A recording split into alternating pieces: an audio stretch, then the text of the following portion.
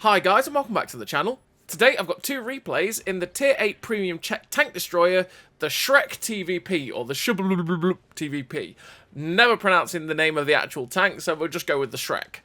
And if you do like the video, as always, don't forget to like and subscribe down below, as it really does help out the channel. And yes, the Shrek. It's a really good Tier 8 Premium Tank Destroyer, and it's currently, for the next, I think, 9 days from when this video's gone out, still available for contract. You're not really going to complete the contract in that time, but most of you probably already have completed it. Most people have been grinding it, which is why the matchmaker has been dreadful. And it's been like 9 to 10 TDs a game, especially at the higher tiers, which is a pain. Very, very much pain. But with the contract, you were able to earn what is a very good tank destroyer. Do I like this tank destroyer? No! It is really not me. It is just not my cup of tea. I do not enjoy this tank destroyer whatsoever. But it's a very, very good... Does that make it a bad tank destroyer? No, it's a very, very good tank destroyer. It's very good at what it does, because it's got incredible DPM, it's got pretty good mobility, it's got pretty good camo, and the gun handling itself, the shell velocity is not great, but the gun handling, as you're seeing here, is absolutely fabulous. It's just that it's not my kind of TD whatsoever, because it's got absolutely no armor, and also the fact that it's fairly low alpha. It's got 250 alpha on this standard gun, or the standard round, and for me, I don't enjoy fast-firing tank destroyers. Like, I don't really enjoy the Panzerjäger that much, although I do think the Panzerjäger is the same as this tank, but way, way better. I don't really enjoy the Panzerjäger that much either, but that's because if I'm going to play a TD, I prefer to have a punch, right? I would much prefer, even though it's a way worse tank destroyer than this, to play the ISU 152K, because I feel like I'm hitting hard, right? I pull up into my bush, I get there, I slap for 750, and I just troll. You know, that's just the way it is with the tank destroyers that I enjoy playing, whereas this kind of tank destroyer just is not me. I don't particularly enjoy it. But it is a damn solid tank destroyer, though. It can perform so well, and it is one of the best ones that you can pick up in Tier 8. And especially for the type of tank that it is. Like I say, the only thing that overshadows it, realistically, is the Panzerjäger. But the Panzerjäger is just completely broken and OP. That's probably why, if we're honest. This tank has 270 penetration on its standard AP, with 330 heat pen, with 100mm of penetration on the HE round, which the HE round is a glorious thing to use on this vehicle, by the way. Your DPM goes flying up when you start to use it, and you can trash tanks so fast that they don't realise it. Like loading HESH or HE for something like a Lycan. They get absolutely wrecked very, very quickly. So yeah, the penetration on this tank is phenomenal for a Tier 8 tank. 270 and 330, that's absolutely incredible, which is nutty. And you're going to see the HE rounds against this Lycan. Oh boy, we two-shot that poor Tier 7 light tank just like that. That's why you load the HE rounds, because they are fabuloso. That's exactly what these HE rounds are. The shell velocity on those rounds, though, is 897 on the standard AP, with 795 on the premium heat, with 900 meters a second on the HE, which means the shell velocity isn't the best in the universe, so you do have to give some significant lead, especially at distances, to be able to hit your targets. So it's something you've just got to get used to and, you know, make sure that you are giving some good lead to be able to hit the tanks. The aim time is one of the things that is utterly incredible. With the build I've got, and you're seeing it right here, I've got a 1.2 second aim time. Wowzers! 1.2 seconds? Good gravy. That's nuts. You've got 6 degrees of gun depression as well, which means on a ridgeline you are just a little bit awkward, though. But with the reload of the setup I've got as a 4.23 second reload, oh my goodness gravy me, that is madness. Like, yeah, this is why I say this tank is crazy good. It's just not my cup of tea, you know? We all have those tanks in the game. So what do I run in terms of a crew and equipment? Well, I run Born Leader, Rapid Reload, Sixth Sense, Situational Awareness, Camouflage Expertise, Silent Driving, Steady Aim, Snapshot, Run and Gun. The 3 gun perks to make sure that this gun is as fabulous as it can be, and try and reduce the bloom as much as possible, because the accuracy during movement and rotation, well, the accuracy during movement especially, is not the best. And then the camo perks to make this camo down to the level that I've got it at, and the Advanced Loader, Camonet and Optics to be able to get the DPM as high as it is, with the Camonet to have the camo down to this 245 meters of still concealment that I've got, and the optics to be able to actually at least try and spot for myself, because I do have the view range up to 473 meters of view range, which is okay, mixed with the absolutely fabulous camo.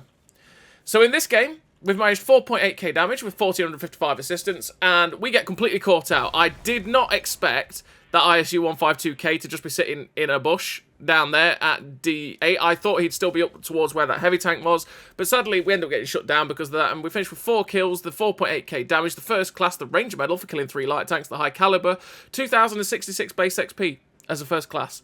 Probably tells you a little bit about the tank, that's how high. Well, you know, we've got a base XP that high. That's not an ace tanker. That's this tank in a nutshell, if we're honest. That's what I mean. This tank is a fabulous tank. It is really, really good. It's just not my cup of tea. It is. Like I say, we all have those tanks, right? There's tanks that are ridiculously good tanks, but you just play them and go, I just don't enjoy this. The Marat's one for me as well. I don't enjoy the Marat, for example, and that is a fantastic tier 10 medium tank. But I'd much rather play something silly. Or just a tank that's not as good as it, right? Like the UDES 1516. So, you know, just random stuff like that. But, yeah, it is what it is. We have those kind of tanks, right? And, yeah, we're on this second game. And this second game, we are in a tier 10 lobby, which is obviously not the best for a tier 8 tank. But we're going to make the most of it. And we are on Highway. On Highway, we've come to the Tank Destroyer Ridge here at F9. And this is a good place to come for your tank destroyers, and even your medium tanks, to be fair, because you can just cut off the... Well, you can get good shots across the JK line as people get spotted trying to go into the town, and you can also shoot down into the valley and try and shut down the people that try and get towards your base at B6. You just have to be careful, because naturally, if they do push to B6, C6, into those sorts of positions, they will start to spot you, and you will start to take hits from people that might camp down at E4. It's just something you've got to be very, very careful of, and this is a strong position, because Highway for this spawn that we're at now, this spawn is genuinely not that good, because what you have to do is win the town and then come back to defend your base, because it's not often pushes down the JK line work out that well, because what you'll find is they'll have tank destroyers that sit in their cap and haven't moved from their cap, who will be able to shoot you and farm you before you get anywhere near to the point you can spot them, which is a little bit awkward, and it just means that you end up bleeding hit points far too easily, and you'll find that those sorts of pushes end up going very badly, because also they might have people sitting at FG2-3 that can also farm and shoot those people coming down the JK line.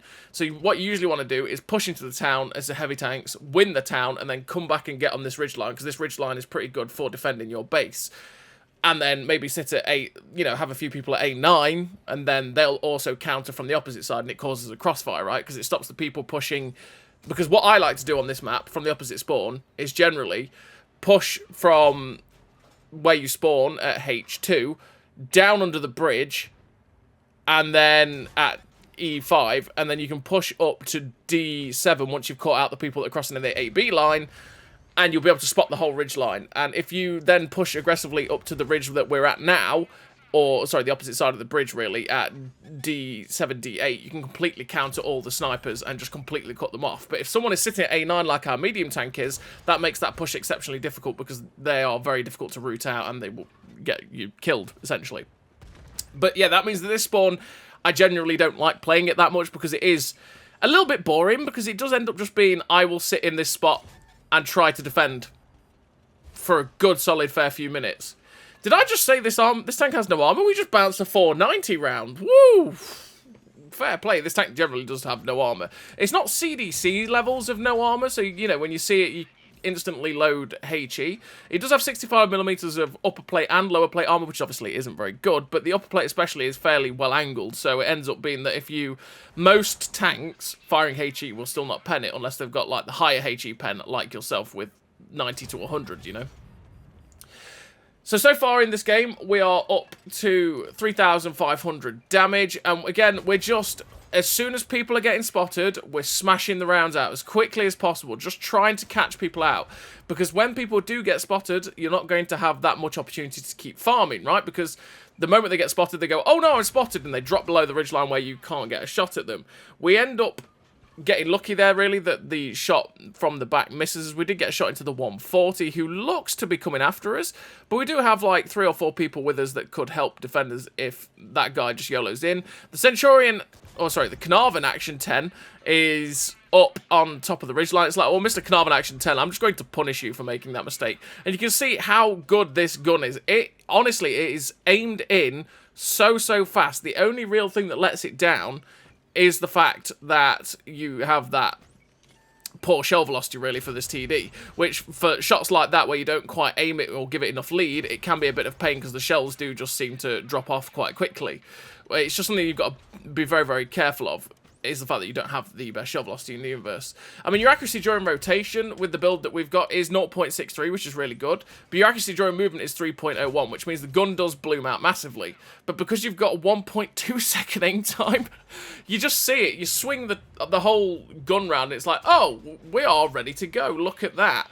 And you just look how fast that aim is. The aim time is fabulous on this tank. So we get a shot into the Scorpion G there. Again, you're seeing the accuracy with 0.26 with the build we've got, which means that the shot does fly true. And now we're going to use the mobility of this tank, which is a 55 km/h top speed, which is fantastic, with that 21.88 horsepower per ton ratio, which means you do hit that top speed very, very easily. And there is only one tank left on the enemy team, so we are going to use the speed. We are full health, and it's going to take this guy 3 shots to kill me. And I feel like, in those 3 shots, I'm going to be able to murder this person because, well, we've got a ridiculous DPM, right? And so we are going to go after him. We've got the penetration to get him as well. The only way this could go badly is if he sets us on fire. So we come over on the 257. It's like, hello, Mr. 257. I'm here for your hit points, sir. So we put 1 shot in, get a 2nd shot. Oh, boy, he sets us on fire. Ah, this was the only way it could have gone badly. And unfortunately for me, that means that we get 1 extra shot in and he shuts us down. That was the only way he was going to kill us, or Armour, obviously, was that fire. But thankfully for me, the game didn't have to last much longer and I didn't have to watch my burning wreck. We finished the game with the victory, 3 kills, 5.6k damage, 838 assistance, the ace tanker, the Confederate, the high caliber, with the 2,186 base XP, a really great game for the Shrek in a tier 10 lobby. Like I say, it's an absolutely fantastic tank destroyer, and if you got it for free through the contract, well played, because it is a damn nice tank destroyer and you will enjoy it, especially if you enjoy this type of tank destroyer. So as always, everybody, thank you very much for watching. I'll see you next time.